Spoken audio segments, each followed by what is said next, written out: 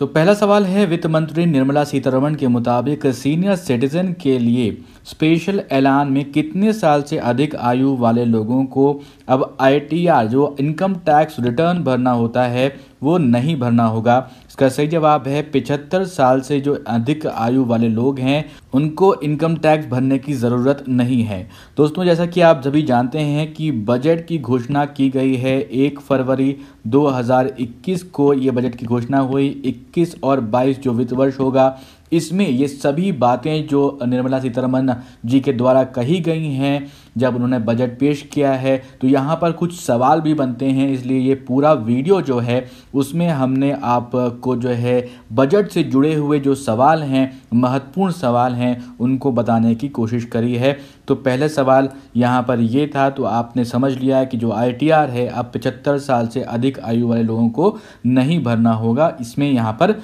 छूट दी गई है वित्त मंत्री के द्वारा।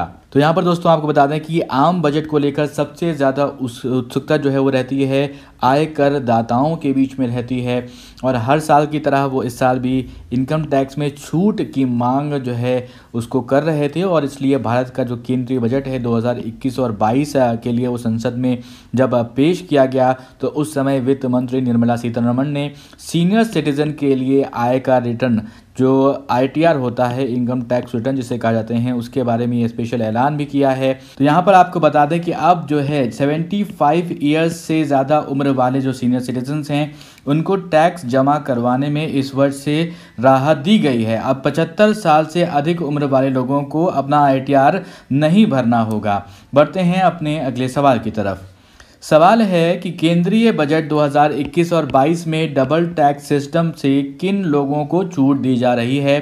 तो यहाँ पर दोस्तों आपको बता दें कि इसका जो सही जवाब है वो है ऑप्शन सी, प्रवासी भारतीय यानी कि नॉन रेसिडेंट इंडियन, एनआरआई भी जिसे आप लोग कहते हैं और समझते हैं उससे।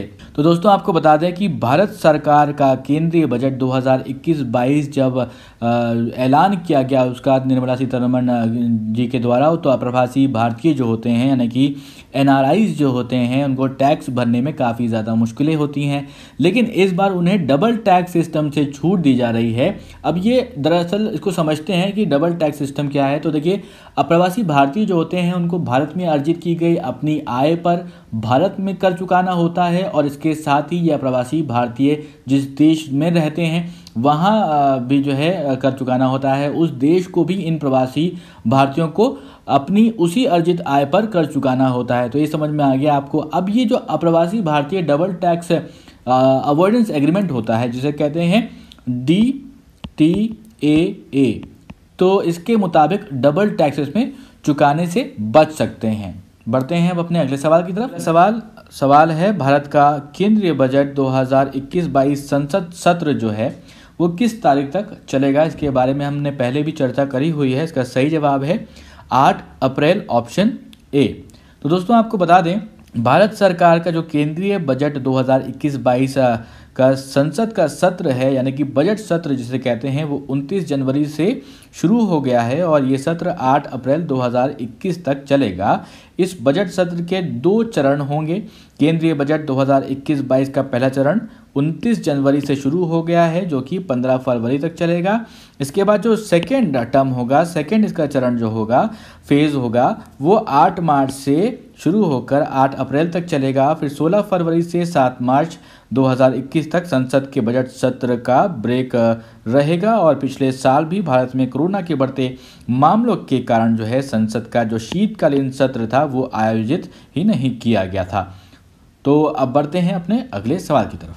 भारत का केंद्रीय बजट 2021-22 पहली बार किस रूप में पेश किया गया। तो इसका जो सही जवाब है ऑप्शन सी, बजट की सॉफ्ट कॉपी। आपको याद होगा, ध्यान होगा, जब भी वित्त मंत्री आते थे पहले तो एक सूटकेस लेकर आया करते थे, जिसके बाद वो चरण जो है वो थोड़ा बदला, उसमें कुछ तब्दीलियां आई। फिर जो है आपने देखा होगा निर्मला सीतारमण जी को पिछली बार एक लाल रंग का कपड़ा था, उसके अंदर जो है पूरा ये बजट रखा हुआ था। लेकिन इस बार ये जो डिजिटलीकरण है जैसे कह सकते हैं, ये टैब के ज़रिए यहाँ पर इस बजट को पेश किया गया। इस बार ये बजट आपको ये याद रखना है कि पेपरलेस बजट था। 2021 और 2022 में जो बजट पेश किया गया वो पहली बार ऐसा हुआ कि वहाँ पर बजट नहीं छपा।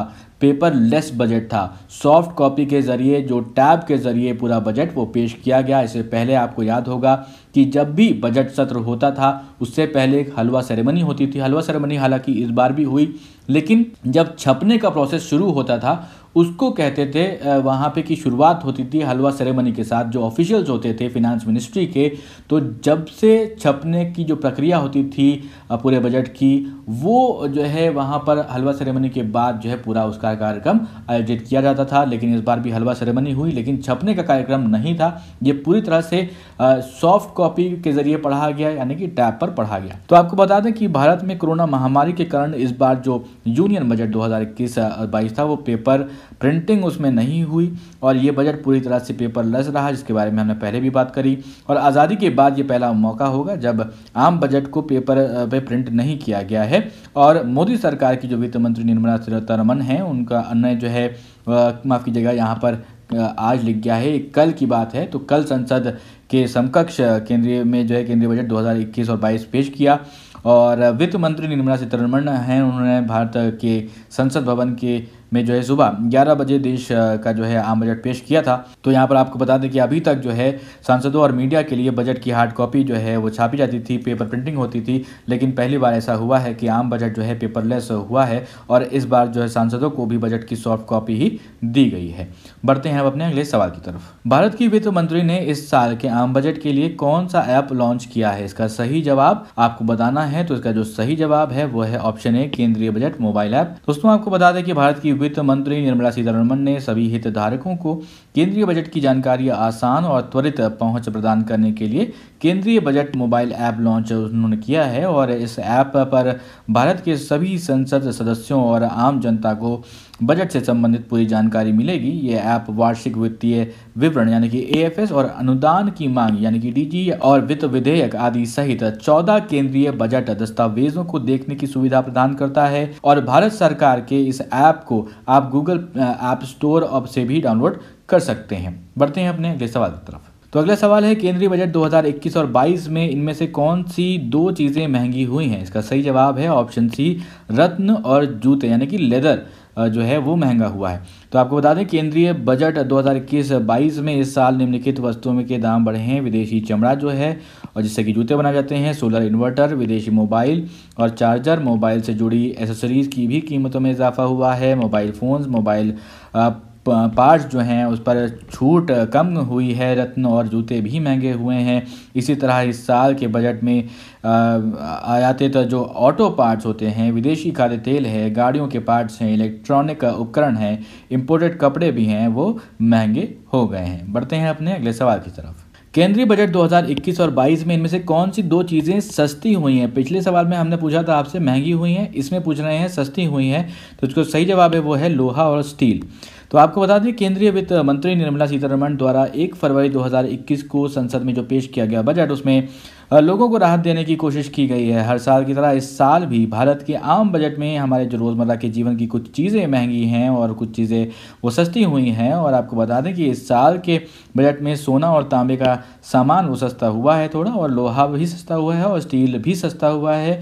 और चमड़े के उत्पाद, नायलॉन और पैंट जो है, नायलॉन के कपड़े, ड्राई क्लीनिंग सहित पॉलिस्टर के कपड़े भी सस्ते हुए हैं। बढ़ते हैं अपने अगले सवाल की तरफ। सवाल है कि वित्त मंत्री निर्मला सीतारमण ने केंद्रीय बजट 2021-22 में भारत में कहां पर यूनिवर्सिटी बनाने का एक ऐलान किया है?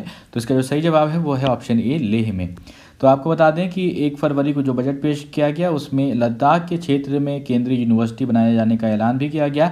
लद्दाख में रहने वाले जो सभी छात्र हैं उनको आसानी से उच्च शिक्षा प्राप्त हो सके, इसके लिए भारत सरकार ने ये यूनिवर्सिटी बनाने का निर्णय लिया। इससे पहले लद्दाख क्योंकि भारत की जम्मू कश्मीर का हिस्सा था, इसलिए वहाँ अपनी विशेष यूनिवर्सिटी नहीं थी। लेकिन जब से ये यूनियन टेरिटरी बनाया गया है तो अब वहाँ पर आवश्यकता है और वहाँ पर यूनिवर्सिटी अब ये बनाई जाएगी। इस बार बजट में ऐलान किया गया है। तो अब दोस्तों वो सवाल जिसका जवाब हमने आपसे पिछले वीडियो में पूछा था। सवाल था किस देश ने हाल ही में वैश्विक ऊर्जा सुरक्षा, स्थिरता एवं ऊर्जा सहयोग को मजबूत करने के लिए अंतर्राष्ट्रीय ऊर्जा एजेंसी के साथ एक रणनीतिक साझेदारी समझौता किया है? आपके ऑप्शंस में से जो सही जवाब है वो है भारत।